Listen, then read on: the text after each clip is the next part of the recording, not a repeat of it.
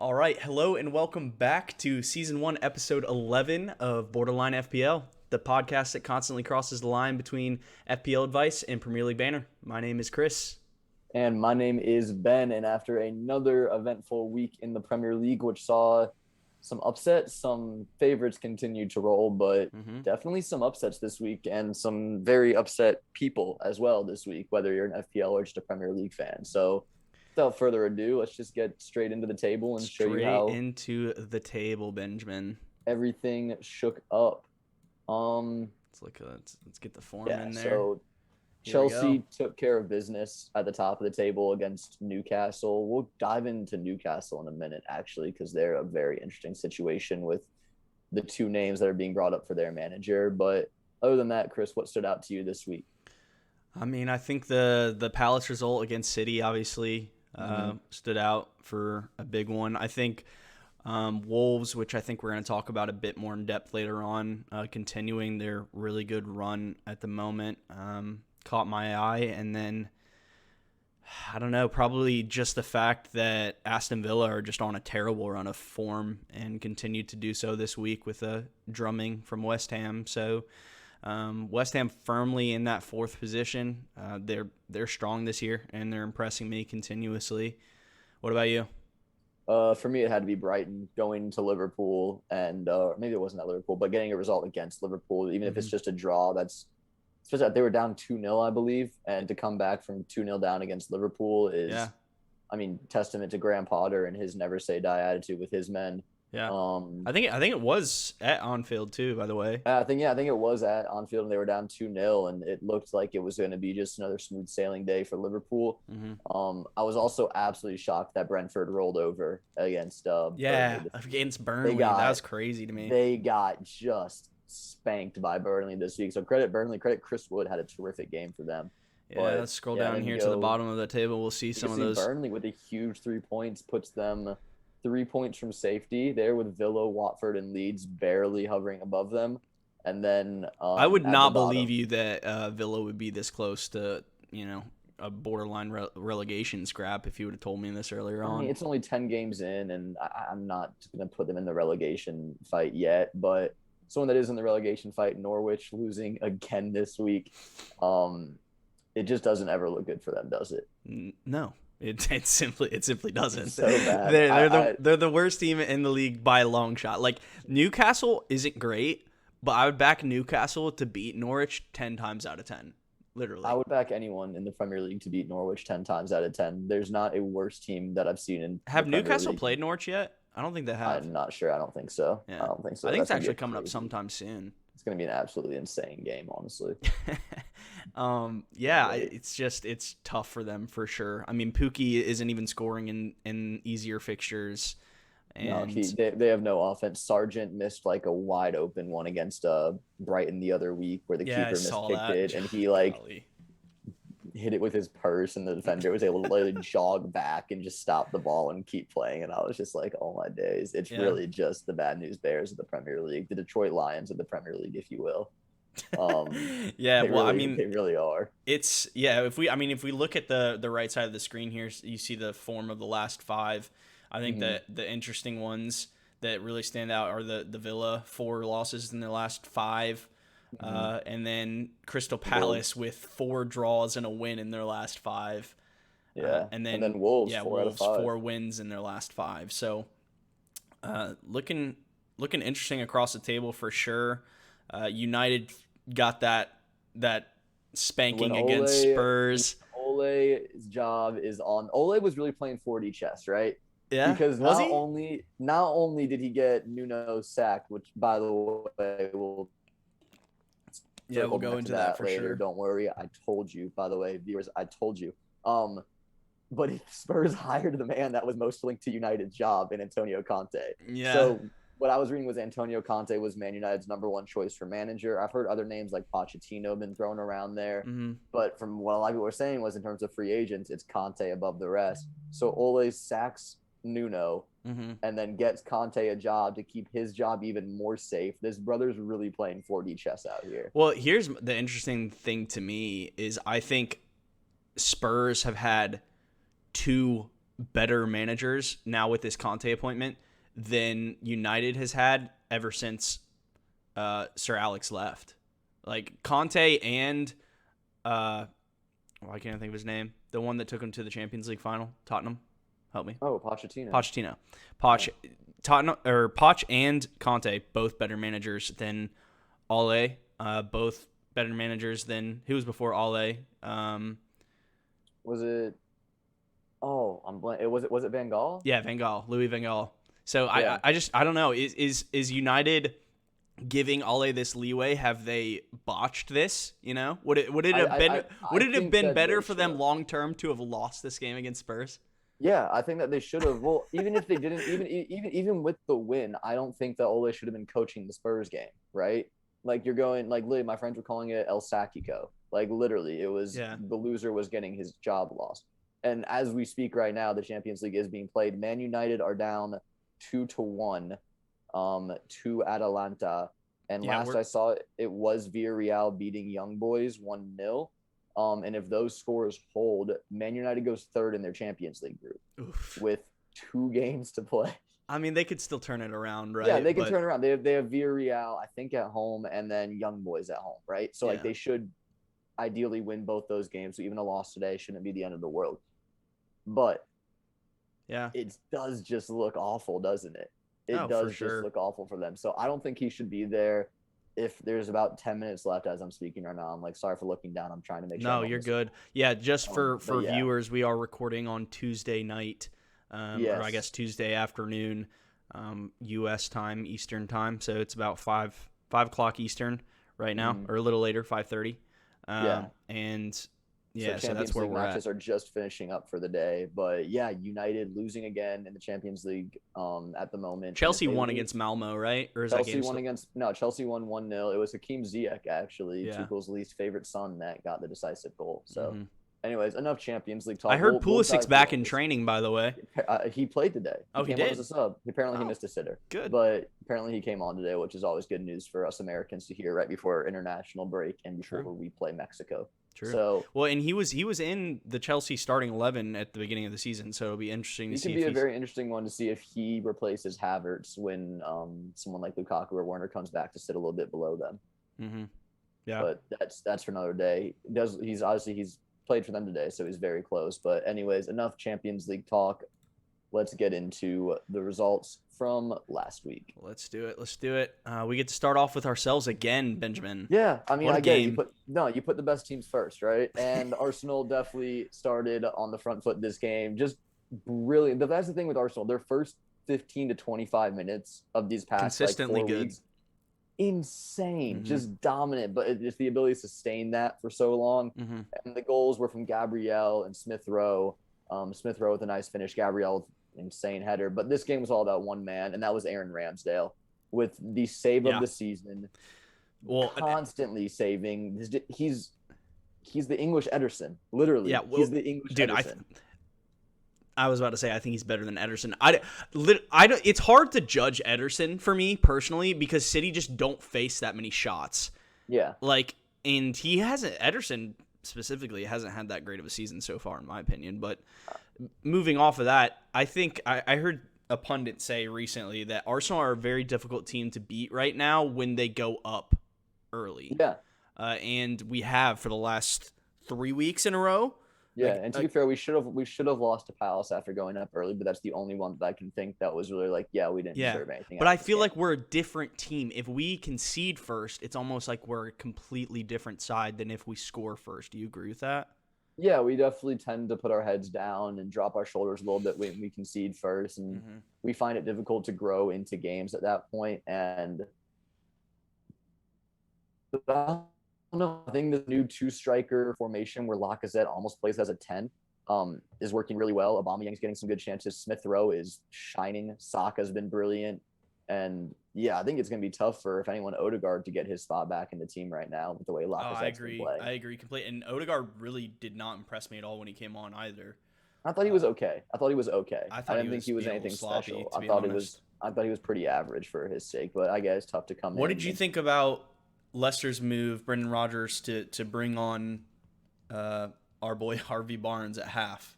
for Yeah, Iheanacho. I mean, Did you think it that was was drastic, or did you? I mean, no, I it was necessary. yeah, It I was, thought and it Barnes made was them a actually better very team. good when he It came made on. them it made them a much better team. They were way more threatening in the second half. The first 10, 15 minutes of the second half was all Leicester. Schmeichel denied Harvey Barnes, among other players, a couple times to keep the clean sheet, but I thought it was very necessary, and it worked. To be fair, it did work. It didn't generate a goal, but it definitely made them a better team because that first half, it was bar the Ramsdale free kick save, it was all Arsenal. Well, yeah, but let's talk about that free kick save though, because number one, it was incredible, but number two, had Leicester scored that going into halftime, this is a completely different game coming in the second half because momentum's on their side. They honestly they had a lot of shots, as you can see. Ramsdale had 8 saves, so I just think Leicester's still good and probably unlucky not to score against us. Yeah, but they actually beat us on XG this game. Yeah, so. Ramsdale was an absolute monster in net. And The moving into Ramsdale, FPL wise, I think he's the best value keeper in the game right now. Would you agree with that? Yeah, I think he's up there. You can make a case for Sanchez as well, specifically with the form that Brighton's defense has been in this season and the fixtures he has coming up. He's going to be a really good asset. But yeah, Ramsdale starting for Arsenal, and there was always that question when he first came in: is it him for a game? Is Leno gonna come right back in? No, man. Leno's the cup keeper. Yeah. Leno's the cup keeper now. Ramsdale's the number one. Ramsdale would have to have a couple of shambles performances. Just absolutely terrible games if he wants to get dropped, because he's been incredible beyond just the saves. His distribution is arguably the best in the Premier League. Well, let's talk about my boy Emil. Come on. Yeah, Smith Rowe. Another goal for him. Other than that, I mean, it's 2 weeks in a row he's bagged. So yeah. So he's definitely kind of the heartbeat of this Arsenal attack. Well, actually, did he score last week? Yeah, he scored against Villa. Last one, he scored the third. Okay, and he scored 2 weeks before that against. Yeah, so 3 and 4. Yeah. He's on a streak right now for sure. He is. He's getting in the right places in the box. He's arriving in the box at the right times to put away these goals. If you watch back, I know specifically his goal against Spurs as well was just him arriving in the box at the perfect time and finishing. It's the same as Leicester. As Leicester. He looks really lively the way he carries us forward. I think it was not Gary Lineker. It was Neville. No, the Liverpool pundit. Carragher. It was Jamie Carragher that was saying he's one of the best dribblers with the ball at his feet in the league right now, just at a fast pace, and he's been super impressive. I think we've said it on the pod FPL wise for the last couple weeks. If you were choosing between Smith Rowe and Saka, I would be 100% on Smith Rowe, regardless of price. I know Smith Rowe's cheaper, so it just makes that option even better. But yeah, he would definitely be my pick if I were picking between the two.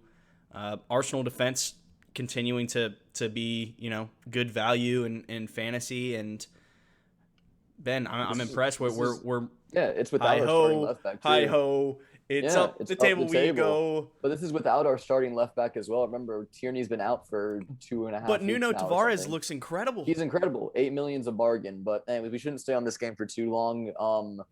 Vardy will score again soon. I don't know. He probably won't score until I sell him, so stay tuned for when I sell him and then go buy him. And then go triple captain because him, I bought him in 2 weeks consecutively. He's had a 1-pointer, so you know, it is what it is. I think he'll score against Leeds this week. I think he should. Leeds defense is shambolic. So, anyways, let's move on. We've been on Arsenal for a minute. Everyone knows that we're the best. So, okay. Burnley 3. Wait. Last thing for Arsenal. Sorry, I said we move on. With Gabriel scoring in this game, he now has more Premier League goals than Jadon Sancho this year. All right, we're done. Moving on. Nice. Had to throw that in there. Yeah, no, they deserve it. Oh, Lord. Okay, this game. Yeah, we talked about this one looking at the table. Burnley, good night. Who was this team? This is not Burnley. Yeah, well, certainly not against this is the goals. Yeah. This is definitely not a result that I expected. No, I don't think anyone. If you told me that Burnley would have scored 3 goals in this game, I would have laughed at you. A win against Brentford alone, let alone 3 goals. Yeah, Brentford obviously. I'm a Brian Mbeumo owner. He was on the bench for Brentford, never came in, and I think a lot of that was because they were down 3-0 in the first half. So they probably just realized the game was gone and wanted to save him for the next week, which is good because they play Norwich and he's definitely going back into my team then. But yeah, Burnley is Maxwell Cornet an option for you right now? Absolutely. He's been cooking I as of think, late. and this is like it's a dig, but it's not a dig because I still think Mbeumo is a great pick. I think Cornet is what everybody thought Mbeumo is, like just in terms of like he's playing almost as a second striker with Chris Wood, and he's actually putting away goals. You know? Well, he's playing more as like a left winger at times as most, but I wouldn't say that because Mbeumo does occasionally score goals and gets a lot of chances. But Cornet's definitely found some form as of late. But he's not your typical Burnley player, and we talk about this every time we see him. Burnley, obviously, very bully ball, win a header, score a goal, score an ugly goal, and win 1-0. Cornet's out there doing step over scissors, Rabona heel flicks, anything. He doesn't care. He's got the swagger and Neymar out there playing for Burnley. It's honestly kind of funny to watch. But yeah, no, it is for sure. And I know last week we compared him to Wilfried Zaha, and I think that was a really good comparison. To be honest, he's $6 million in FPL. He is 0.8% owned, not even 1% owned in the game, and they're about to. I mean, they play Chelsea next week, but the week after that, they have a really good run of like 4 to 5 games. Yeah. So he might be someone I'm looking to bring in, honestly. Yeah, I wouldn't be shocked to see him starting to come into quite a few teams, to be honest. I mean, it is. I will say it's still a Burnley midfielder. Yes, he is different gravy to what their normal players are, but Burnley still aren't going to win a whole lot of games. So you got to take that with a grain of salt. He's very comparable in my eyes to Ismail Assar, to be honest. In terms of like an FPL pick, they're basically the same price, and they both play for not that great teams, but they're good players. Also, I do just believe Man United just equalized against Atalanta. I'm not shocked. Tell me it was Ronaldo, wasn't it? I'm pretty sure it was Ronaldo. Yeah, all, dude. He's just consistently saving their butts, bro. I'm pretty sure it's Ronaldo. Yeah. Was it? Here, wait. I'm about to look at Man United's Twitter. Was it Ronaldo? My friends are saying Ronaldo. I just got the notification.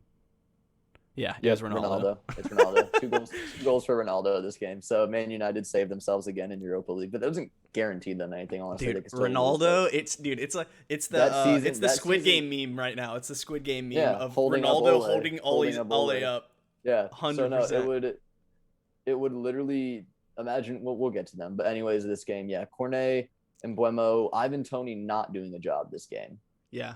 Well, he had a nice opportunity in the first half. He arrived in the box at a good time, and put a decent shot on net. I feel like Burnley just put this game to bed before Brentford got out of bed. Honestly, Burnley just came out. They did 35 minutes. I mean that the defending on that Matt Loughton second goal. The second goal. I don't know what that was. It's partially the keeper started to come for it, and the defender kind of shied away. Well, that's a big thing, Ben, because David Raya is out. Yeah, he's out. They don't have that communication. This replacement, and so the keeper started to come, the defender left it, and then the keeper shied away, and Loughton was just like, "Cheers, back of the net." Yeah, this replacement for Hernandez did not impress in his debut. No, that's for sure.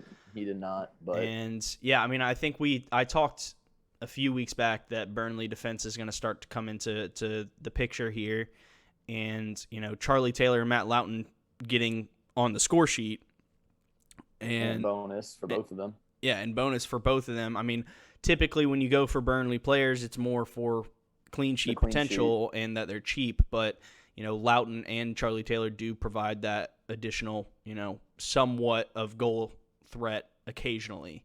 So yeah, if you had Matt Loughton or Charlie Taylor, congrats.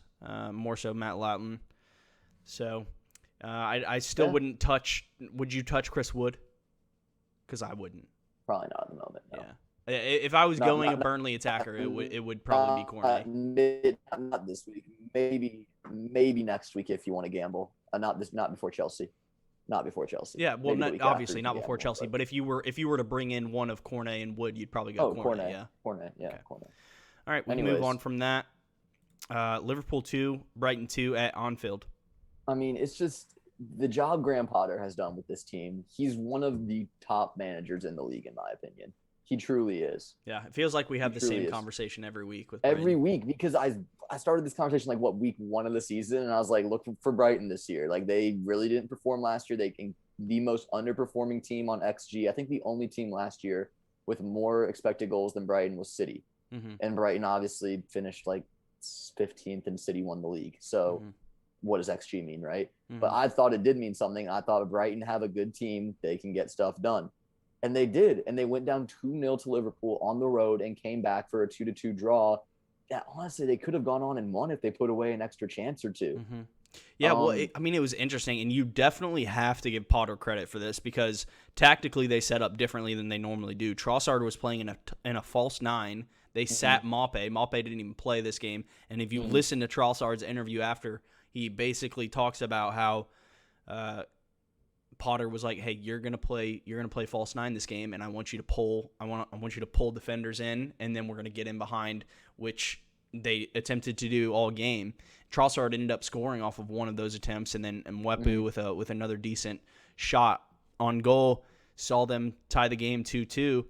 And it's impressive. Duffy came back into the lineup this week after being sat, and then Lamptey finally back in the team, Ben. Yeah, I'm very happy to see him. I think he's one of the top young English right backs in the nation over there. He's an incredible talent. It's going to be very tough for him to ever crack the England squad, honestly, with the amount of talent they have at right back. But he is one of the top youngsters in the league, in my opinion, when he's fully healthy. Everyone forgets about him because he was out for so long. Well, I mean, between him and Cucurella, Brighton have some of the best wing backs in the league right now. They have some outstanding wing backs. Cucurella looks to be one of the signings of the season, honestly. One of the most unsung ones as well. Just constantly performance after performance off that left-hand side. He does a job. So, credit Brighton here, and also bit of shame on Liverpool. 2-0 up at home against Brighton, and they kind of put it on cruise control, and they got bit for that. Yeah. Salah, not really with much.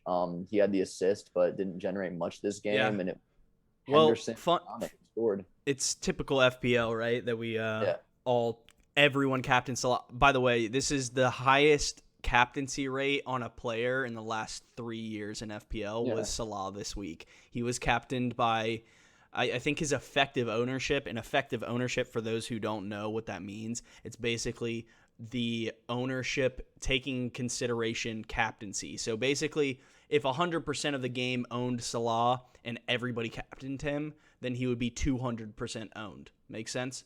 Yeah. So he was like 170% effective ownership this week, which is ridiculous. And this was the week. Insane, I mean, honestly. but you know, when we saw the first goal be an assist from him, that early on, you're like, okay, thank God I captained him. He has the rest of the game to like do something, score a goal, and it's over. And then he just didn't. Yeah. So, no worries there. I don't think anybody will be moving off Salah captain in the near future. No, I mean, they do have a tough game next week. I think they play West Ham away, actually. And then they play Arsenal at home. So there's a bit of a tough stretch coming up for them. But it's hard to take the armband off of Salah after just seeing what. Nah, it's not that hard. You can do it. I promise. How to go for you. Hey, it's fine, bro. It's fine. It's fine. Just do it. More fun. Maybe. It's more fun until the result. You're right. Maybe I'll captain Alba this week against Watford. Maybe. Actually, jokes aside, I actually like that. No, I don't. I was being serious. It's at home too, and Alba performs better at home, so I'm not opposed. But if Alba scores once, that means Salah's going to score 5. So you never know. We'll see. Anyways, let's move on. Yeah, let's move on to the upset of the week. This is the upset of the week. A bit of a harsh red card this game on Laporte. Did you see it, and what did you think? I saw it. It seemed to me, and we didn't talk about this in the game, but it seems to be why I think it was harsh. The exact same situation that Johnny Evans did to Alba in our game, where he pulled him down, and he was the last one. Clean on goal. And this one seemed a little less that way, but I still think it's a harsh red, yes, but it technically is one, So I don't know. Unlucky if you're a Laporte owner. I think it's harsh due to the fact that literally an hour beforehand, Alba was brought down in probably a worse fashion, and they didn't get a red card. Yeah. So that's why I think it's harsh. But credit Palace, because even when Laporte was on the field, they were up 1-0. Yeah, They for took sure. the lead. Gallagher to Zaha. Zaha calmly collected past Ederson, and that's a goal. Yeah, for sure. So, And, Gallagher with a 13-pointer sat second on my bench. that's harsh. It is what it is, man. Yeah, but you don't expect him to go to City and No, get absolutely not. Especially when he's blanked in the last 3 games like 3 in a row. weeks, and then he goes and gets a goal and an assist against City. It's only fitting, truly. It's so FPL, man. But yeah, I mean, but Conor Gallagher ran the show in this game. To be honest, did you watch this game? Because I did. He was incredible. Yeah, no, he was terrific, especially after the red card when Palace were kind of allowed to set up with more possession and chill a little bit without that City press going full speed. Yeah, he was brilliant. I think that Patrick Vieira is doing an incredible job with this Palace team, especially where they were last year, coming in with all those players out of contract and not knowing who we're signing, who we're bringing in, what we're going to get, and picking the right ones to re-sign, bringing in the right players. I think Vieira's done and just nothing short of spectacular job with Palace at the moment. And going to City and getting a result is a great result for Liverpool, for Chelsea, for United, right? Yeah. For Palace, that's not. Well, Palace have been City's like kryptonite the last couple of years. If you remember correctly, Andros Townsend scoring a banger at the goal Etihad, of the season, and taking the win away from them there as well. So it's kind of in their DNA at this point. But here, I'm going to turn this into an FPL question for you, okay? Okay. Because we've touched on 3 teams with players with equal value, and I think it's a very relevant thought at the moment. If you had to choose one of Gallagher, Emile Smith-Rowe, and Brian Mbeumo, and take aside bias, obviously I have Gallagher, you have Mbeumo in your team right now. Who would you take out of those 3 right now? I think I'm still taking Mbeumo due to the fact that he's playing striker and the good run of fixtures he has coming up. Okay. That's totally I think fair. I'm still taking Mbeumo. If I had to rank them 1 to 3, it would be really tough for me. I think I would probably have Emile up top, number 1, just purely because we have Watford next, and he's just been on a good run of form. Yeah. And then I would probably have Mbeumo second and Gallagher third. Even though Gallagher still does have really good fixtures, who they play this week? Wolves at home? Yeah, I think it's Wolves. And Wolves have been on a good run, but yeah, they do concede goals as well. I think that's probably how I would rank them, to be honest. Even though Gallagher's in my team, I mean, it's not a chasm wide enough for me to want to go swap him out for one of those 2. But I think if I were honest on the rankings, that would probably be how it went for me. Okay, anything else to say? I mean, City, obviously, this is a disappointing result. I feel like they have one of these a year. Yeah, they do have one a year, so I'm not panicking. I'm a Foden owner, and he had the assist for a goal that was later ruled offside. I still very much think Foden's a great pick. He seems to be the guy at number 9 for City right now. Yeah, he's getting a lot of minutes in he's getting the a ton Premier of League minutes for in sure. a good spot. He's kind of reversed his role. He's kind of the reverse Mahrez right now, where Mahrez is playing every Champions League and then occasionally gets a look in the Premier League or something. Yeah. Foden's playing every Premier League minute and then occasionally comes on in the Champions League. So, well, I do want to talk about City defense, right? Because 3 weeks ago, when I swapped out Alonso, instead of going with another Chelsea defender, you went for Diaz. I went for Diaz, and that has proven to be golly. It is. Yeah, with the way Chilwell's scoring too. Well, Chilwell and Reece James in every single game that he's played 90 minutes has a double digit haul. Yeah. He's played 3 games full 90 minutes and has 3 double digit hauls. Yeah, I mean 2 goals this week, but it's just like Chelsea can't score, and unless it's their wingbacks. It's ridiculous at this point. At the moment they have no true striker, so they do kind of need that contribution from elsewhere. But yeah I mean Chelsea haven't. The one thing I will say, players run forward. This is the one thing I will say. Last time Chelsea played Burnley this week. Last time Chelsea played Burnley under Tuchel played Marcus Alonso over Ben Chilwell.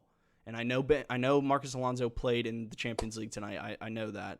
But he played Alonso over Chilwell in this fixture. And when he was asked why afterwards, he said because of height. Against Burnley, it's very important. Yeah, it's going to be a physical game. If I were, I can totally understand wanting to get in Ben Chilwell or Reece James this week. If I were to choose between the 2 right now, I would probably choose Reece James. I'd pick James. Just because He actually didn't play tonight in the Champions League either, so I think he'll definitely play against Burnley this weekend. And I would be a little nervous bringing in Chilwell because of what I just said. So yeah, that's one to monitor. I don't know. I feel like I am being ignorant with not transferring in one of them, but also I just feel like this can't continue. But surely it can't. I don't know. It might, man. They're getting more attacking options back. Werner should be back soon. Lukaku not far after, and Pulisic came off the bench in the Champions League today. So they will start generating goals from offense. But yeah, their defense has been on just an insane run this year in terms of goal scoring, whether it be James, Chilwell, Alonso, Rudiger, Chalobah, Azpilicueta. Thiago Silva scored this season too. Like, it's harder to name a Chelsea defender that hasn't scored this season. I think Christensen might be the only one. Christensen scored in the Champions League. Okay, in the Champions League, but not the Premier League. Yeah, he's the only one in the Prem that actually hasn't scored. Everybody else has. So yeah, their defenders obviously doing bits for them, but I don't know. Anyways, let's move on from the Palace City thing. We can get to Chelsea in a minute. I think they're actually next up. So yeah, here we'll just keep it going basically. So here's the game. 3-0, pretty much an expected scoreline between Chelsea and Newcastle right now. Reece James with a brace, brilliantly taken first goal. Second goal, it was like the same thing, literally. Well, it was a little bit lucky in my opinion because the keeper dove to try to save the first one, and it rebounded right back to James, who had the entire net to shoot at, which he did. Yeah. And then super late in the game, Havertz, your boy, was brought down for the pen, and Jorginho did what he does all of last season except for twice and converted the penalty. Yeah. So good for him. It's very this is the exact result. Yeah. It's expected. The goal scorers are always going to be different, but it's an expected result for Chelsea against Newcastle. Newcastle, by the way, we told you we talk about them more. The two main names that are being rumored right now for their manager, Unai Emery, currently with Villarreal. They'd have to pay Villarreal $6 million, I believe, to get him, and Eddie Howe, the former Bournemouth manager. Yeah, we mentioned Eddie Howe last week. I believe that what I've read is that Emery is their number one choice. They want Emery, which is saying a lot because you're taking a man who just won the Europa League, has coached Arsenal in this league, has coached PSG, taking him out of a Champions League club, bringing him to Newcastle. Yeah. So I think that says a lot about what Newcastle can do. If they can bring in a manager of that case, they're going to bring in some players come January with that new wallet they got. Well, let me ask you this question, right? Because regardless of how things went down at Arsenal, I do actually rate Unai Emery as a coach overall. I mean, his stats and his accolades and his trophies speak for itself. At least in terms of Europa League, which if we're realistic about Newcastle expectations, within the next 4 years they're probably going to want to be fighting for a Europa League spot in the Premier League, and so it's interesting to me. Do you think he's the right player? Because make no mistake, Newcastle are in a relegation battle. So is he the right appointment? Is he the right appointment to bring in now? Do you think he'll be able to keep them up, or do you think they should do bring in one of the many relegation managers and keep them up, and then bring in Unai Emery? I don't think so. I think that if you're going to bring in a top manager, you bring him in as fast as you can. You don't bring in someone just to finish the job. That being said, I don't know if Unai Emery is that guy for Newcastle because he's always been at big clubs. I mean, he's been at small clubs before, but like his recent work has been at huge clubs competing for European spots, titles, Champions Leagues, Europa Leagues.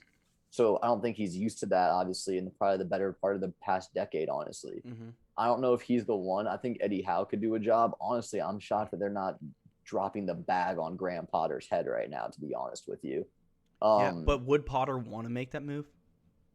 Money talks. Yeah. Money talks. You tell Mr. Potter how many zeros they should write, and he would go to you. Yeah, that's fair. So I could see that happening. I think that's the one that they should target, if I'm being completely honest. You never know, bro. He might be the next Man United coach. So he might be. Ole Ronaldo is saving his job. So week in, week out, Ronaldo is saving that man's job. Yeah. Well, I mean, just to talk FPL-wise on these two teams, Newcastle actually do start a good run of fixtures in the next couple weeks. Let me actually pull it up real quick. And Wilson's the one, or St. Maximin? And they're starting game week. They play Brighton away this week, so that's obviously a tough fixture. And then game week 12, they have Brentford at home, and then it's Arsenal away, Norwich at home, Burnley home. So three of their next 5, Brentford at home, Norwich at home, Burnley at home. Pretty nice, and I actually do like that run. I think a lot of people will maybe be considering coming off of Mikel Antonio. For Wilson? And if you are, I don't think Wilson's a bad shout, to be fair. No, he could be a good one. I mean, he's definitely the guy for Newcastle. If you're going to get someone who's going to score for Newcastle, it looks to be him at the moment. I'd probably still stay away for the time being, as they just seem more or less lost within that midfield. Obviously, Joe Willock's not getting it done for them. He's been injured for part of the season, and then Almiron isn't doing a job, and they just more or less seem very lost at the time. So I'm personally staying away from Newcastle players. That's fair. I think they need to turn it around, and I think they will. I don't think Newcastle will get relegated this season, just based off of what's going on. I don't think they will, because I think they're going to drop bag after bag in January. Right. So but I think they're going to have to start to turn it around a bit before January, and I think this is the run of fixtures that they will do so. Yeah. So I actually do like that pick. Chelsea, obviously, we already kind of touched on it. Reece James Chelsea with a brace, and get Chelsea defender. Get one in your team. Their fixtures, they're starting to come to the end of their good fixture run. They have Burnley at home this week, and then after that, it starts to get a little tougher for them. But I'm not going to sit here and tell you to not bring in Chelsea defense, because top of the table right now. They're keeping clean sheets consistently, and they're, Reece James and Ben Chilwell are scoring for fun. So, yeah, Chelsea really impressive. I still, I can't wait to see at the end of the season what this table's shaping up to be, Ben. Yeah. So, anything else to say on this game?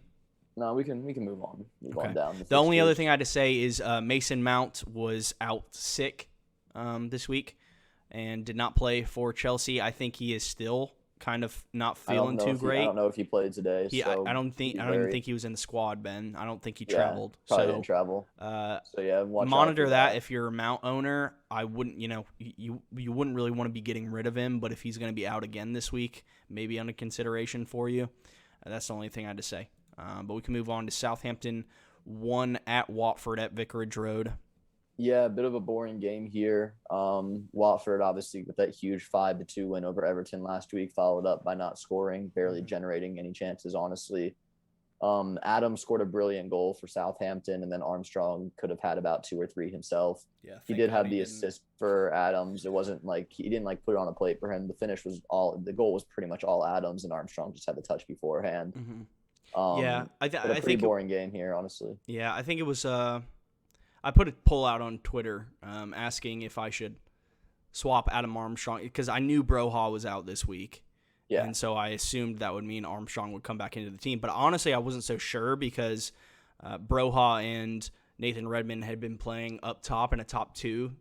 And I kind of assumed with Shea Adams back, it might just be Shea Adams and I just said his name, Redmond together, and Armstrong may not get back into the team again.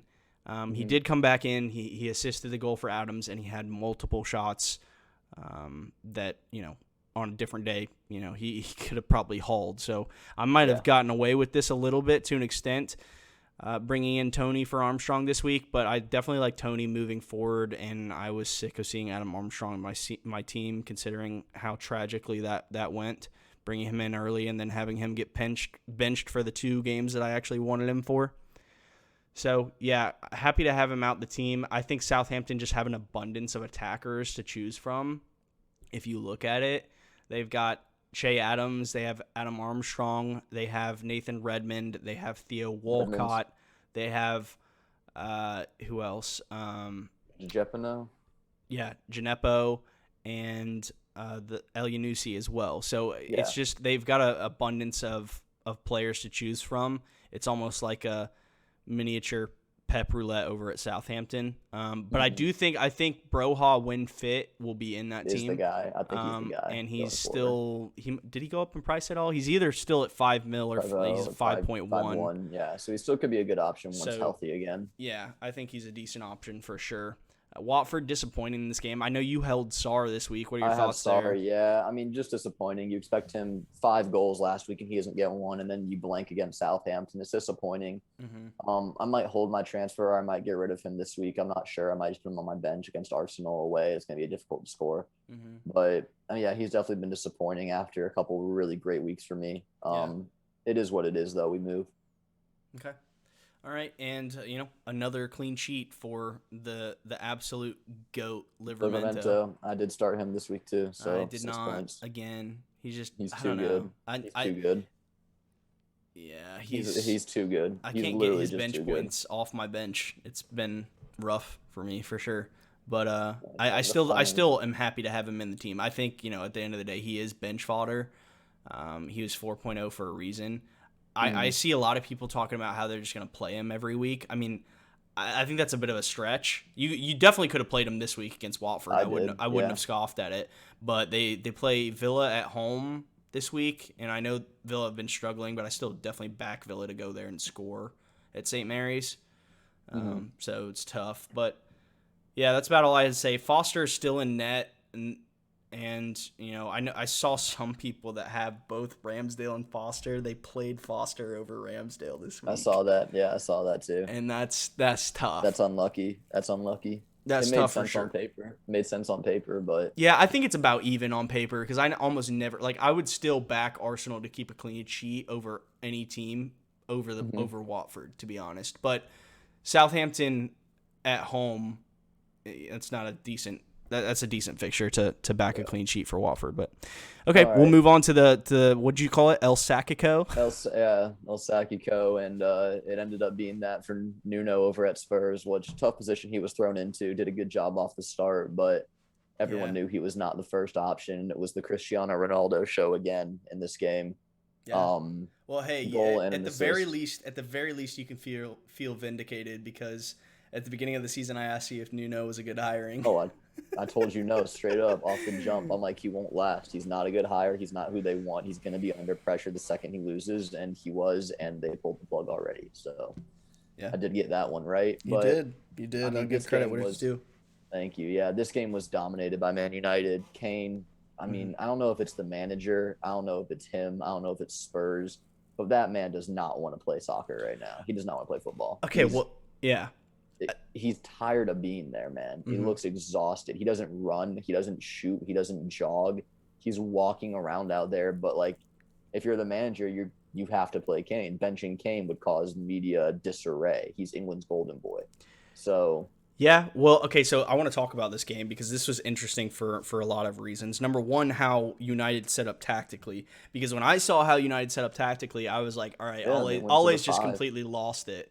But, yeah, they set up in a 5 in the back. It was Maguire, Lindelof, and Varane came back into the team this week. And then it was Shaw and Wan-Bissaka as wingbacks.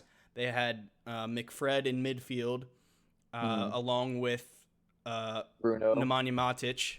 No, Matic got subbed on. Okay, yeah, it was Bruno and then Ronaldo and Cavani up top. So a 5-3-2 from United, and Cavani made all the difference, man. He was a workhorse up front for them. That's what he does. He's a hardworking player, and he gets the job done. He had a goal. I think he's a class player. I think that the Premier League and Man United are going to miss him if he doesn't sign another extension this year, which I don't think he will. Yeah, I don't know why he would, to be honest. I think he wants to go live with his family in South America and play there. So that's what I expect him to do. That's what the rumors were last year anyways. But yeah, United actually, even today in their Champions League match, they went back to the 5 at the back. It wasn't Lindelof, it was Bailly today, who actually played incredible. And then Varane got hurt in the first half, so they had to divert, bring Greenwood on, and go to the 4 at the back.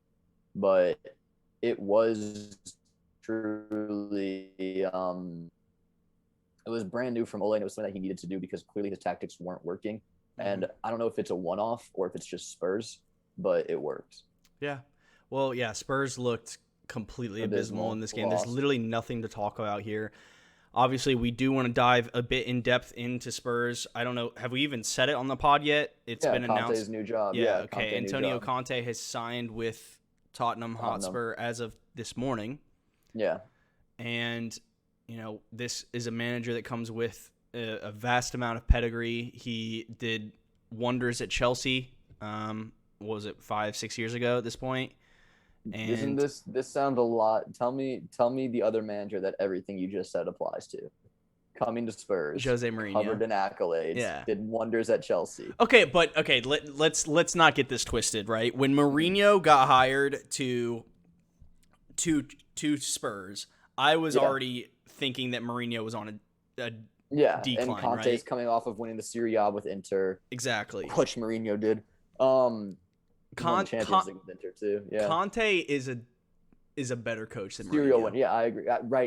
Right now, all time, I'm taking Mourinho, but right now it's Conte. Yeah, well, I mean, Spurs have very clearly. Levy has I guess finally opened the floodgates and agreed to spend some money, because this man would not have come to this club if they weren't going to do that, right? He said, what he said in his interview with Spurs was, obviously we talked in the summer, but I felt it was too soon after leaving Inter to come to a club, and I thought that was BS and that he had just not been promised money, which it didn't look like. Other than the signing of Romero, it didn't look like Nuno was given much money.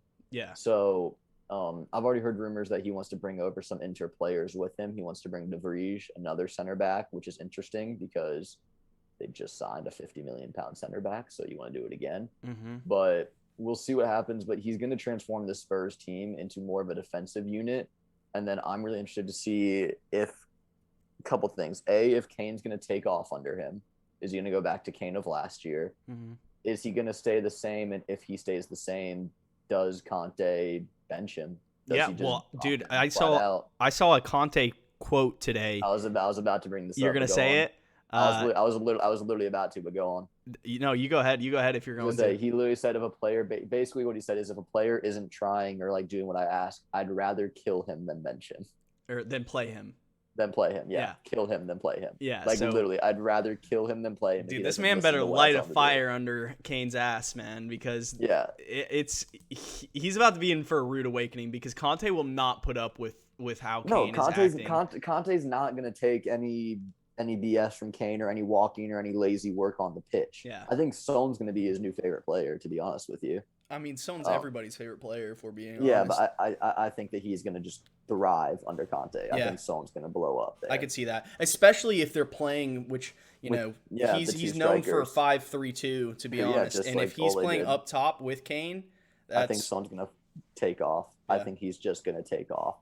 But I can see it, we'll see. United, Ole survives another week, and I don't think United fans are going to be happy with a 90-plus minute equalizer against Atalanta today, but he's surviving for now. Yeah. I don't think – do you think he makes it to Christmas? Yes, because I think if they were going to fire him, they would have already done it. Because now if you look at it, they're most likely. I know they didn't have the greatest result for Champions League, but they're probably going to go through. They should.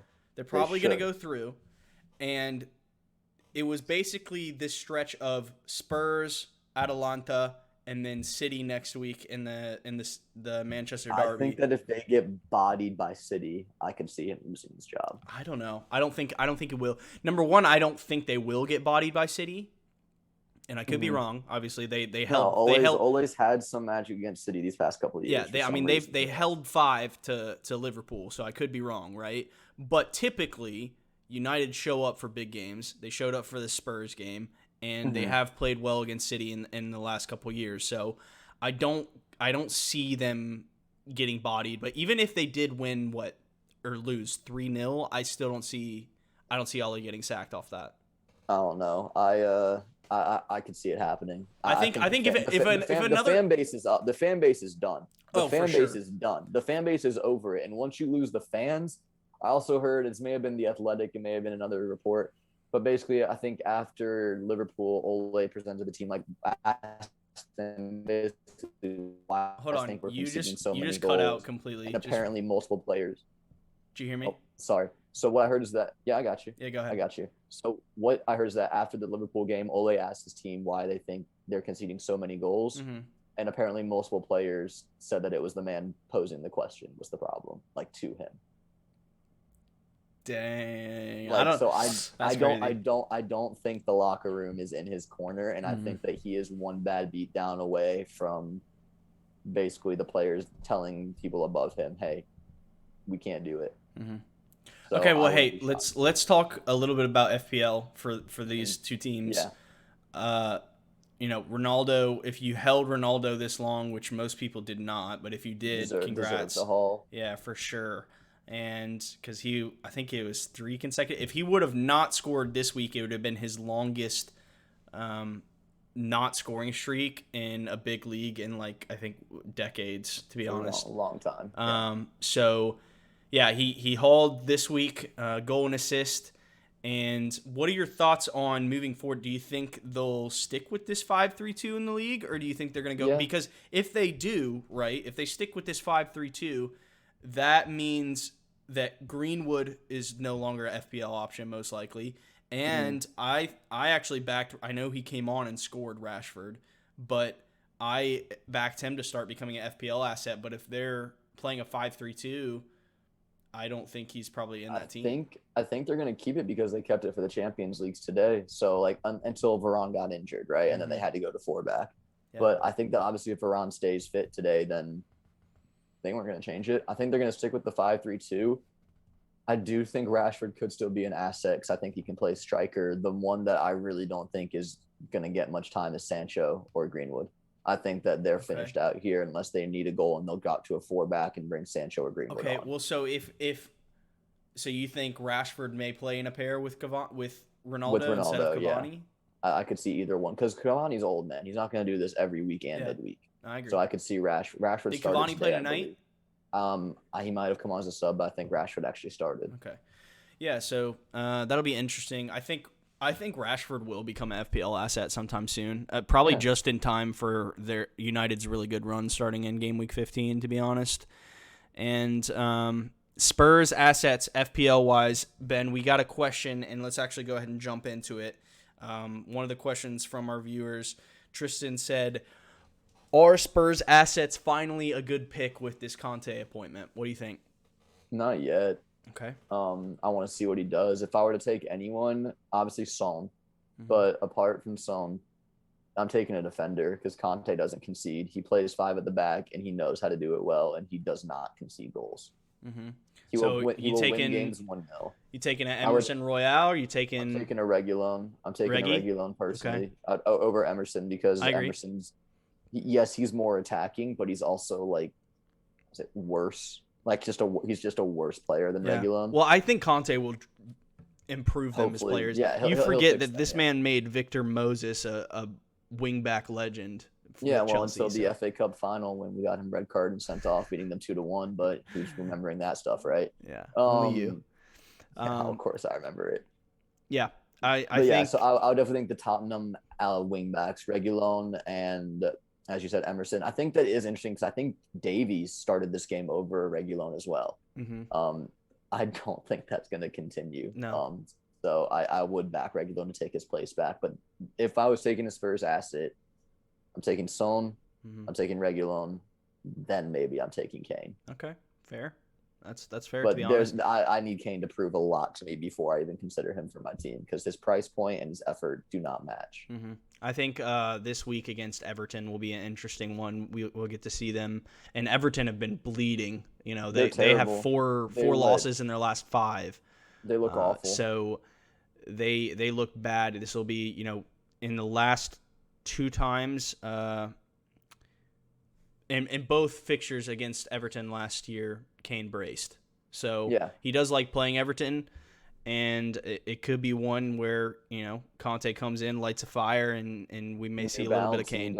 I think if he even scores this week against Everton, there will be mass people bringing him in ahead of game week 12. Pouring in. So, I do, to answer the question, I do think it does make Spurs a better picks. And I agree with Ben that it's a little bit of a wait and see.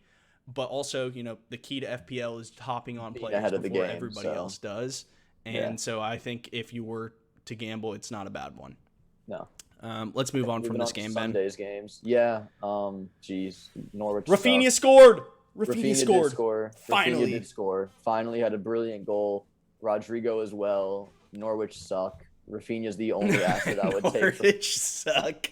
They're so bad, bro. Rafinha, I mean, I'll try to make this quick because we spent a lot of time on that last one. Yeah. Rafinha's the only asset I'm taking from either of these two teams. The only one. There is nobody else until Bamford comes back that I'm taking from these teams. Yeah, I don't disagree with Leeds you are not a good team right now. Yeah. Let that be clear. They're not a good team. Congrats, you beat the team with 2 points. Yeah. Okay. That's only super relevant when Arsenal do it because we're gargantuan FC. You're ridiculous. If it's not Rafinha and you're taking anyone else from these two teams, do you have any thoughts about taking Rafinha out of your team anytime soon, or is he's just kind of a hold for the? He's not in my team. He's not in my team right now. Oh, you don't have him? I thought you. I don't did have for some him. reason. No, Sorry. I don't have him. I had a terrible week this week. We'll get to that later. I do have Rafinha. I think a good bit I'll of let you people answer. do. I'll let you answer your own question. Yeah, I think right now he's not a priority to bring out of my team. I also think at and around his value, right? There's other players like Sarr, like Cornet that we talked about. Yeah. There's, if you dropped a little bit further down, there's Emile Smith-Rowe, there's Gallagher, there's Brian Mbeumo. None of those players are going to be the top goal scorer for their club. But I can see Rafinha at the end of the season being the top goal scorer for their club. So I think that depends on how long Bamford's out, but yeah. Yeah, he's just the talisman of this team right now, regardless. Even if Bamford's back, Leeds are going to make bank on this man this summer. If they sell. Yeah, they 100% will. They 100% will. His stocks will never be higher than they are right now. In my opinion, especially with the way he's been playing with Brazil internationally as well, just impressing all over. I think this is the last season we'll see Rafinha in a Leeds shirt for sure. Yeah, Brazil, there's some stuff going on in that Brazil team because not Premier League, but the fact that Vinicius Jr. hasn't been called up to their latest set of fixtures is beyond me. Nothing against Rafinha, and they both play the same position, but that's beyond me. Anyways, back to Premier League. Yeah, well, that's all I had to say on these two games. Yeah, I think Rafinha for the moment, unless you have no other priorities, I think he's probably a hold. He's a hold. Now. Don't take anyone else. Oh, the Declan Rice show. The Declan Rice show. It should be. It is rare that you see a player deliver such a masterclass as Declan Rice did in this game. The thing that sucks is our friend, who we always joke about Declan Rice, actually took Rice out of his team. Finally. 2 weeks ago. And then he does this, and he was in the group chat super upset at himself. I'm like, dude, I told you, he's bound to cash soon. This was the one game all season that Declan Rice would have been an FPL asset, and he didn't have him.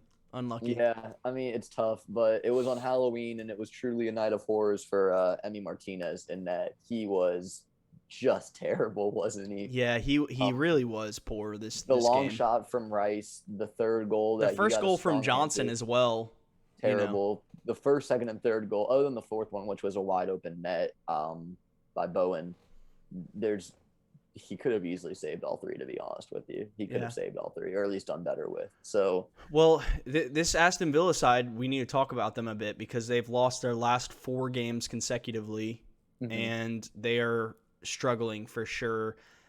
This week, the manager sat Tyrone Mings, their captain of their team, I guess because he was not happy with the way he'd been playing, and obviously that came back to bite him as Ezri Konsa got a red card and Mings had to come on. Proceeded to score 4. And I think this team has, genuinely, we talked about how we were impressed by their signings. And I think they miss Jack Grealish a lot. The players that they've bought in place of him, Buendia and what's his name? Leon Bailey. Ings. And Leon Bailey specifically. They don't fill that Jack Grealish hole. Jack Grealish was able to carry the ball forward and be progressive with Aston Villa more so than any of these players. And I think they're struggling because of it. I wouldn't put it on Bailey. I think he's been injured for a lot. I think this is like only his second start, or maybe his first start for the team. Honestly, I'm not sure on this one. It's his first or second, so I'm not going to put it on Bailey yet. I think he'll come good. But to me, they're kind of like in a way a mini Man United, just with way less talent. There's just so many good individual players are on the field. We've seen what Danny Ings has done. We've seen what Buendia has done at other teams. We've seen what Bailey did at Leverkusen. We've seen what Watkins did last year, right? You have all these like good individual talents. When it comes to playing together, there's no juice. Well, Ings was juice. On the bench as well. Yeah, Ings got benched. There's something going on behind the scenes at Villa right now, and it's clearly affecting their play on the field. We talked about the collapse against Wolves, and now this. Yeah. So I think Dean Smith is on the hot seat right now. I think he has to be. I think benching your captain definitely indicates that something's wrong. You don't see many teams benching the captain. Right. Let alone someone that's been there as long as Tyrone Mings has and is an established England international and things like that. So I think it's tough. I think it's a really tough spot for them to be in, but credit West Ham because they seized the opportunity. And they from the second half on, from the red card on, really, they dominated this game. It was brilliant. It was Declan Rice. It was Bowen. It was Fornals. It was Antonio not getting a goal contribution despite them scoring 4 goals, which makes me sad. But West Ham are kind of cooking right now. And they are very impressive. The job that the manager has done there is beyond impressive. United could use a guy like him. Stop. I knew you were gonna say something like that. But yeah, easy. No, I mean, so let's talk about FPL a little bit as well. Jared Bowen. He's an interesting one. He's 5.3. I was looking at him earlier because he's 5.3 million. 6.3 million. 6. Is he 6.3? 6.3. Whoops. But he in their last 5 games has only blanked. Sorry, in their last 6 games has only blanked once. This game being his biggest haul, obviously 11-pointer, a goal and assist. 2 weeks ago against Everton, he had the assist to win in that 1-0 game. And then against Brentford, he scored the only goal. And I think he's everything that people thought Ben Rama was going to be honest. I think he's a better FPL asset overall. No, I'm not opposed to him at all. I think that he's really taking over a lot of the goal-scoring pressure from Antonio in this team. Yeah, no, I agree with you. And I don't know. I don't know if I'd be looking to get him in right now because, like I said, West Ham actually start a rough run. They have Liverpool, City, and Chelsea in their next 5. And then Arsenal in their next 7. So 4 out of their next 7 games are tough for them for sure. And Brighton's one of them as well. So their next 5, they have Liverpool, City, Brighton, and Chelsea. What are your thoughts on Antonio? He might, if I roll this week, he might be dipping next week. Okay. Because I don't like those fixtures. But also the thing is, if they're going to score one goal in the game against a team like that, it's most likely going to be Antonio, isn't it?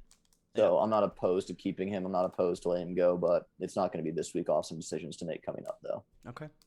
Yeah, I think that's one to monitor for sure. They play Liverpool at home this week. Liverpool defensively haven't been that good, rock solid, to be honest. I could definitely see him scoring on Liverpool this week. Would not shock me. It definitely shocks you to see 4 goals from West Ham and not see his name on the score sheet at all, right? Yeah, so, that's tough, but way of the road. Anyways, let's move on to the last game of the weekend. Yeah, let's do it. Wolves 2, Everton 1. This was Monday night. Ben, did you watch the game? I did, yeah. Big boy Iwobi getting a goal for Everton makes me happy. I love to see him. We robbed them for 40 million, honestly. But he was starting, and I actually saw a lot of their fans on Twitter complaining the fact that Iwobi was. They were so happy because Rondon got benched, right? And they're like, "Oh, Rondon's bench," and they see Iwobi, and they're like, "What?" But it was Iwobi that scored the goal. They were down 2-0 at the point, but he did bring it back a little bit. He really has not been that good for them. But it was Raul Jimenez that got the decisive goal in this one. Wang did score, but he was ruled offside. Your player pick, Ben. Your player pick. I know. My player pick, Jimenez. I know, right? I finally hit one. We hit those. He had a 9-pointer for Jimenez. That was a bit of a. I mean, it wasn't a horrible pick because Everton have looked bad, but that was a little bit more maverick. So I'm impressed. Good job. Yeah, no, it wasn't like I was picking against Burnley or against a Newcastle or something, right? Yeah. But I was feeling Jimenez this week on a Monday night. He was cooking. I So like it. I like it. credit to Wolves. Bruno Lage has done an incredible job since coming into this team. 4 straight wins. They're up to 7th. Yep. And they're competing for European places right now, which is kind of funny enough where Everton think they should be. Yeah. And they're just not. And you can credit that to Calvert-Lewin not playing. You can credit that to Richarlison missing a large part of this season. But it's tough. It's a tough one, Everton right now, right? Because they're the story of them every year, bro. Well, I think they start so strong. They're like, we're going to get Europe. We're going to get Europe. They're without their 2 best players, in my opinion.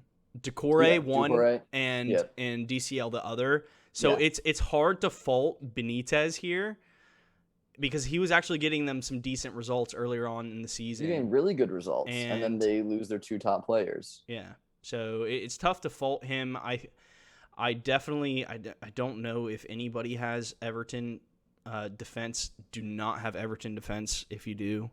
And, the only players I could see being decent FPL assets at this point is, Andros Townsend? I wouldn't want Gray. I'd stay away. Gray, I don't know. If most things that are good for Everton come through Damari Gray, I would still take Gray over Townsend.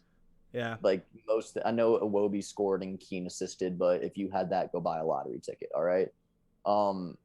Everything good for Everton right now is coming through Damari Gray. Not that there's much of it, but everything. Richarlison's struggling as well without DCL. Well, he just came back from injury, and they know to target him, basically, because who's he going to lay the ball off to? Iwobi? Come on. So I still think Gray is probably the pick for Everton right now with Doucouré and Calvert-Lewin out. That being said, I think there's better options at that price point. But if you want to have an Everton midfielder, if you like their fixtures, I still think it's Gray. Okay, fair enough. I would probably lean towards Townsend, but I don't think either are good picks, to be honest. I think there's probably five or six better picks at that price. I'm saying I would not take an Everton player. I agree. For some reason you're dead set and you want an Everton player, I'm taking Gray still. That's fair. Jimenez getting the goal. I know Hwang had a goal chalked off for offsides that was assisted by Jimenez earlier in the game. I think, we said we wanted to talk a little bit in depth about Wolves. We won't go too in depth, but I've seen rumors that they're trying to sign Hwang to a longer-term deal. They've been impressed with him. I think a lot of people have been impressed with him. He's playing well alongside Jimenez, and I think they're forming a pretty good partnership between the two of them. And Bruno Lage doing a great job with them. I think you think Nuno's in his feels right now, bro? I mean, no, I think he's sitting on a giant pile of money because Spurs had to buy him out. So I don't think he's doing that bad, honestly. I think he's sitting on a fat stack of cash somewhere in the Bahamas, honestly. Yeah. But I think it is going to be tough for him to see his old club that fired him doing this well after specifically losing a job as well, too. So I think he's in a tough spot. But I think he was given I think he was given a tough hand. He comes into Spurs. He's literally it's been publicly noted that he's probably 5th or 6th choice for who they wanted to bring in, right? Yeah. They had 3 or 4 deals set up already with other managers that fell through, and then they took Nuno. So I think he was given a tough roll of the dice, and I think he'll be coaching again not before long. So yeah, you're probably right. I think Wolves have been really impressive recently. They're definitely one of the form teams at the moment. I know they play Crystal Palace at the Palace, so that'll be interesting to want to look at. Let's go ahead, and I will actually. I don't know why I stopped sharing my screen because I'm up first. Do it again. It's fine. Let's go take a look at how I did this week. Very average week. Nothing to write home about. Ramsdale, the savior, for sure. I finally got a Kai Havertz return, if you want to count it as that. I'll take it. Sure, count it. Why not? In a crap game week, I'll take it. And then Rafinha with the 9-pointer. Everybody and their mom, Captain Salah. This is the thing right here that's disappointing me, Ben. Is this? Well, and Trent too. Well, Trent is amazing. I don't think I'll ever take Trent out of my team, so that's not a worry. These two opting for double city defense based on their underlying stats and numbers, because defensively and in terms of statistics, they are actually way outperforming Chelsea, but for whatever reason they're just not keeping the clean sheets, and Chelsea is. Add that on top of the fact that Chelsea wingbacks are the only players scoring for them. it double hurts, right? Because I chose to go for Diaz because I was too nervous to swap Alonso for Chilwell when I did make that change, because it seemed too sideways and too soon, because I thought, I guess there is a chance that Alonso comes back into the team, so I'm just going to play it safe and go City, and that's definitely bit me a little bit. I don't know if I'll change it. I think I'll actually just keep it, because City, I don't really want to be making defensive changes in my team anymore for maybe like the rest of the season, to be honest. This might be my back four for the rest of the season, genuinely. Fair. Yeah. And I do think City will start to come good on their underlying statistics soon, and I think it will start to, because not many other people have double City defense, and I do need differentials, so I think I'll keep it the way it is at the moment. And you said you're rolling your transfer this week? I plan to roll my transfer this week. There's nothing, this is how I'm lining up at the moment. There's nothing like really standing out for me. This is the thing that's going to piss me off, right? Is it they hit the clean sheet this week? They hit the clean sheet this week away against at United. Yeah. And there's part of me that wants to bench like Rafinha or even Kai Havertz, to be honest. He's just been, I don't know. But I think that would be stretching. But I won't be shocked, to be honest. I won't be shocked when or if City keep a clean sheet away at United and I've got a Diaz points on my bench right here. Yeah. But overall I'm pretty happy with the way I line up for this week. I back Vardy to score against Leeds. I'm praying that Tony finally gets a return against Norwich. I know you're thinking the same thing for Mbeumo. Yeah. And Gallagher, maybe he'll finally score me a goal in like a good fixture. He's got good fixtures. I know, but he hasn't been doing the business in the easy fixtures. That's the thing. Is if you look at his returns, where is it? He has 15 against West Ham. That's a tough team. Tottenham. 8 against Tottenham, and then 13 against City. Yeah. So it's almost like he's playing better in the tougher fixtures, which is annoying as an FPL manager, right? So but so you're rolling this week. Yeah, anyways, I plan to roll unless something happens later in the week where I need to change. The only thing on my mind would be making that swap, taking out a Diaz and putting in a Ben Chilwell or a Reece James. That's not a bad move, but I think I'm just going to hold. So fair enough. Let me pull up mine. Yeah, go ahead. I had a very, very bad week this week.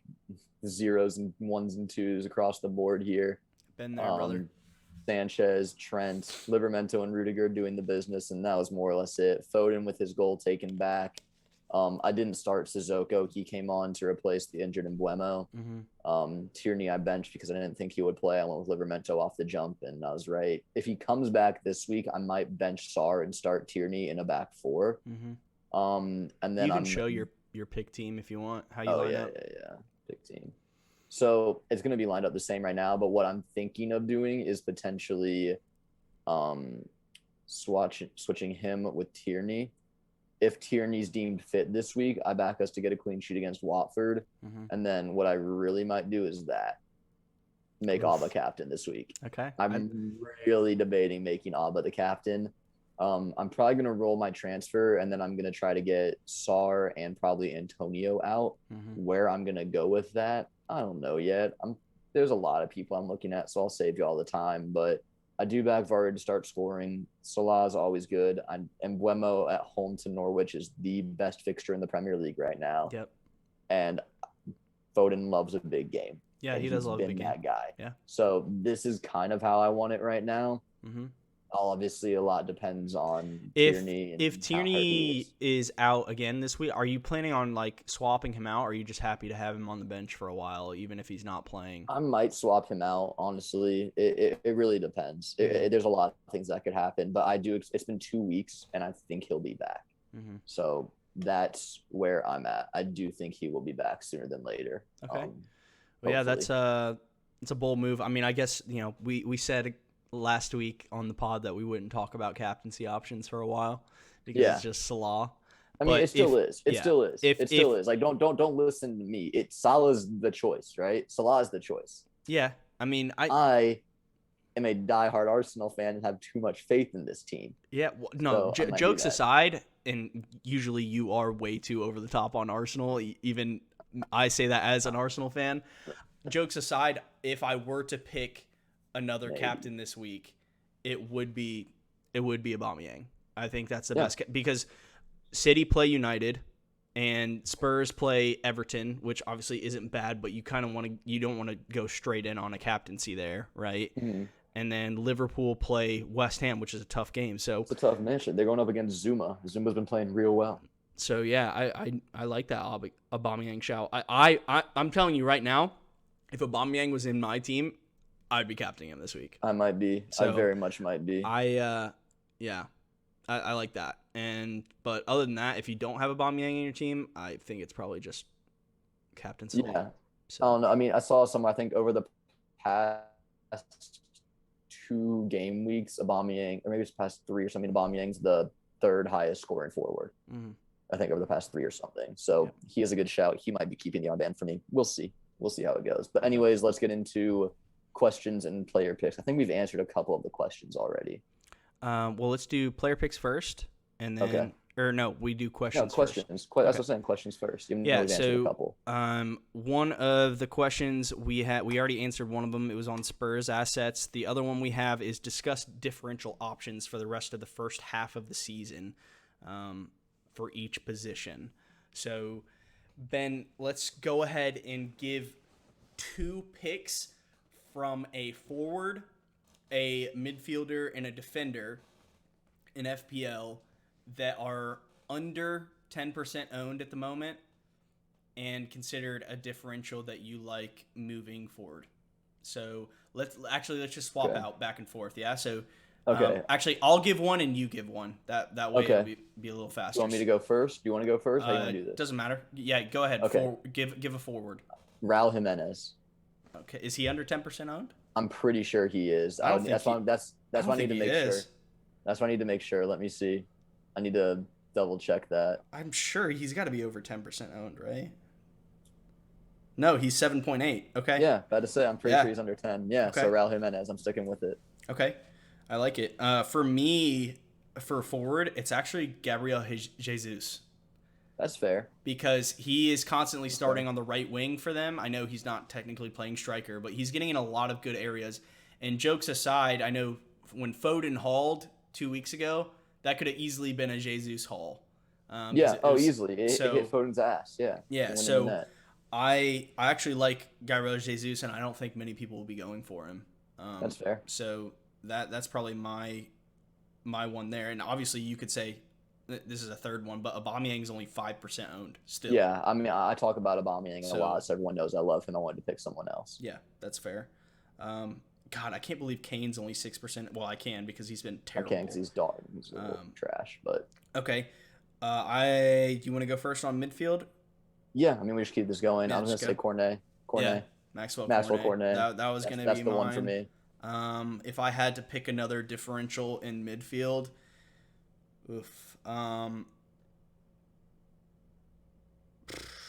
probably Rashford, to be honest. That's fair. I rate him. I think that he's going to start starting games for Man United, and I think he scores when he starts. He's less than 1% owned at the moment. Yeah. Man. Well, he hasn't started a Premier League game yet. He's just started his first game of the season, I think, tonight in the Champions League. Yeah. So I don't blame people for not picking him. Yeah, no, I agree. It's just there's a lot of potential there, you know. Yeah. And then defender. Okay, this is a tough one for me. Yeah. Because it's tough to find a good value defender. Yeah. I think that if you're gonna go Gabriel from Arsenal. Okay. He's so good he's owned I think 1% or something. Let me see. He has 1.5% ownership. Mm-hmm. And he's the guy if someone's gonna score on a set play from Arsenal, it's Gabriel, right? Yeah. No, I agree with you. The menace in the air. Arsenal is keeping clean sheets, and he's a guaranteed start each week as well. Mm-hmm. So I'm going Gabriel. Okay, I like it. Mine is going to be there's 2 that I have on my Say them both. One is Cucurella. That's fair. Because he's fair. 1% owned. Mm-hmm. And the other is John Stones because Laporte just got a 3-game ban. And I could easily see Stones coming back into this team and then also solidifying it. Yeah, and then not losing that spot. He knows he has an opportunity right now. Yeah. He's 5.3 million in FPL right now, and less than 1% owned John Stones. And we saw last year as an FPL asset, he can score offset pieces. So yeah, I think he scored against. Oh, it was in the League Cup. He scored against United, not the Prem, but he did score against United in the League Cup last year. Yeah, I think that's a solid. That's a solid list we got right there for sure. Those are really solid differentials if you're looking to gamble and move up your table or move down your table. Yeah, I mean, honestly, as differentials go, that's how it works. That's usually. Literally how it works. Anyways, the last question we had we got pictures, sorry. Was what are the top 3 FPL players to target based on upcoming fixtures? Okay, it doesn't matter about the fixtures, but Salah.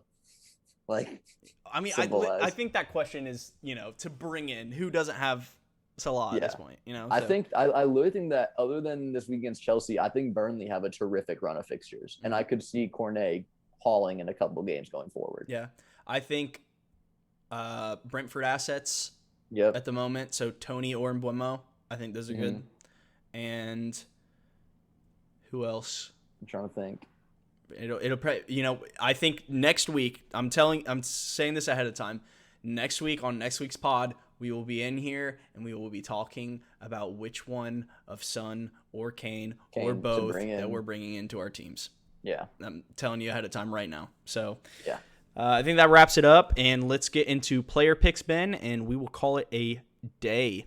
Last week, I chose Kai Havertz for his redemption arc. He did not really redeem himself, but I'll take the assist, I guess. So, 6-pointer from Kai Havertz. You chose Raul Jimenez, good pick, and he got the goal and all 3 bonus points for the winning goal. So, we are up to, I am at 68 points, and you are at 61. Chomping back into the game. I am only 7 points ahead.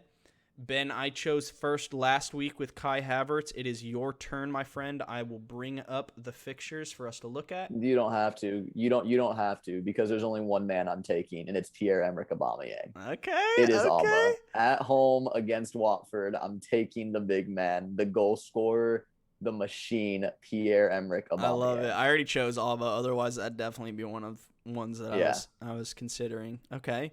Alba at home to Watford. I really like that pick. This is a tough one.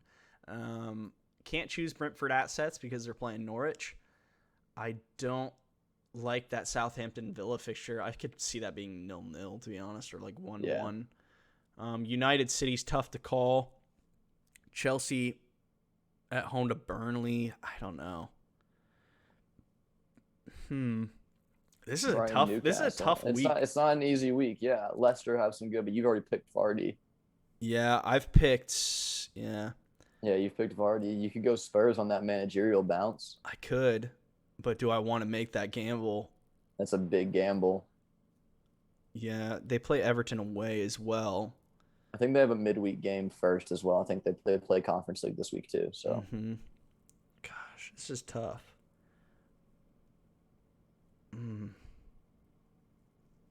This is actually tough, Ben. I know. The Arsenal Watford game is the only one that really sticks out to me. Yeah. And I mean, I have some other ideas personally, but you take who you want. I was just taking Alba for sure this week. Yeah.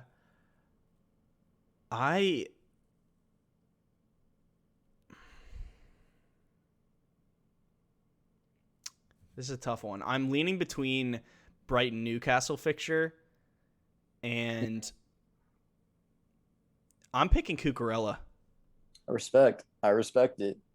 Legend. I respect it. I can see them keeping a clean sheet and him possibly assisting something this week. So no, he's a terrific player, so I respect that. But with that player picks, once again, guys, that is Chris up by 7 on me, 6 on me. 7 or 6? 7. He's up. Wait. Let me bear. I think it's 7. Yeah, it's 68 to 61, right? Yeah, 68, 61. Yeah, 7. so he's up 7. I have Alba. He has Cucurella. Those are our player picks for the week, and that will be the episode. Once again, thank you guys for taking your time, spending your night, day, evening, morning, drive to work, whatever with us. We appreciate it. Yeah. Once again, if you're watching on YouTube, go ahead and click the like button. Let's smash 14 likes because that's Aubameyang's number, and I need him to do well this week because I'm going to captain him. Oh, he's committing to it. He's committing to it on the pod, ladies and gentlemen. It's more fun. Salah's overrated anyways. It is. Salah's not even that good. And then he's the best Egyptian in the Prem. I will say ahead of time with genuine a genuine place in my heart, I hope you don't get burnt near as bad as I did not captaining Salah. There you go. Yeah, I mean, if he gets a hat trick this week, I'm toast. But whatever. At least I'll have him It surely week, cannot happen again, you know? Yeah, no, he never scores goals, right? Yeah.